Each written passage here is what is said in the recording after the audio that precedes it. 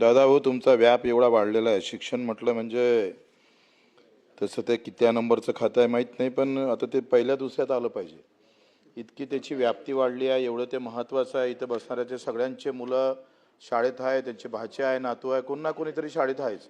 आणि ते सगळे तुमच्या अखत्यारीत येतं. बरं, म्हणजे तुम्हाला अधिक ताकद देण्याची गरज आहे. पण मला एक सांगा, आता शाळा कॉलेजमध्ये शिक्षण भेटते आणि शिकवणी वर्गामध्ये शिक्षण भेटते. मग दोनपैकी एक ठेवा, एक तर शाळा बंद करा, नाही तर शिकवणी चालू ठेवा. दोनही इकडे, म्हणजे इकडे पाणी भेटतं, इकडे बिस्लरीचं पाणी भेटतं. काय म्हणजे चाललं काय? काय गरज आहे ह्या शिकवणीची? कशाला ठेवतोय? म्हणजे तुम्ही काय म्हणताय, गरीबाचा पोरगा आहे ना, हां अशुद्ध पाणी पे. श्रीमंत आहे ना, आमदाराचा पोरगा आहे ना, शुद्ध पाणी भेटत. हा जो बाजार सुरू झाला आहे ना देशामध्ये, म्हणजे रामदेव बाबांना मिरची पावडर काढल्याबरोबर गावातल्या बचत गटाचं मिरची पावडर फेल गेलं. डायरेक्ट रामदेव बाबांनाच काढलं. म्हणजे काही बंधनं आपण घातले नाही पाहिजे. जीन्स पण जे काय असेल, तुम्ही फार जवळचे होते जे तुम्हाला माहित असेल. प्रश्न उपसभापती महोदय, का आखरी हा शिकवणीचा पाठ सुरू कधी झाला? हा पाठ सुरू झाला बेरोजगारीतून.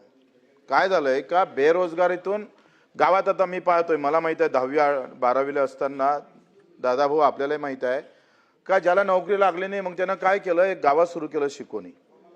बेरोजगार आहे तो, शिकलेला आहे भरपूर, पण शाळा कॉलेजमध्ये ठराविक लोकांच्या असल्यामुळं पैशामुळं काही तो तिकडे नोकरीवर लागत नाही.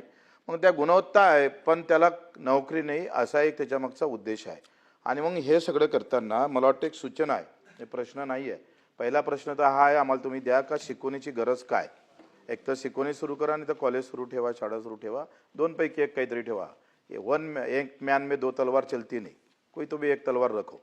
दुसरा गोष्ट असा आहे का, तुम्ही हे सगळं करत असताना आता सगळ्या कंपन्या आल्या. जसं मी रामदेव बाबाचं मिरची पावडर म्हटलं, तसं कंपन्या एवढ्या आलेल्या आहे का स्थानिक बेरोजगारांना तुम्ही आता मॉल जे उभे झाले, सगळ्या म्हणजे खालच्या लोकांना सगळं खतम करण्याचा प्रयत्न सगळ्या इकडे चालू आहे. मग कायदा करत असताना तुम्ही हे पाहिलं पाहिजे का, ज्याला नोकरी लागली नाही, त्याची गुणवत्ता चांगली आहे, त्याला काही कायद्यामध्ये वाव ठेवणार का तुम्ही? तो एक पार्ट ठेवणार का? तो फार महत्त्वाचा आहे.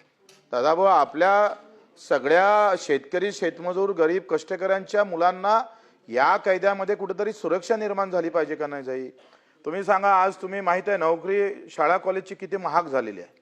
आज रेट जर पाहिले तर 50-60 लाखाचे रेट आहे एकंदरीत नोकरी लागायची. तुम्हाला माहित आहे आपण किती काही ते थांबवले तर थांबत नाही. आणि म्हणून माझं असं म्हणणं आहे का, जो बेरोजगार त्याला नोकरी लागली नाही, तर त्या अशा उच्च शिक्षित ज्याला गुणवत्ता आहे अशा बेरोजगारांना कायद्यामध्ये काही तरतूद मंत्री महोदय, ते ठेवणार का? मात्र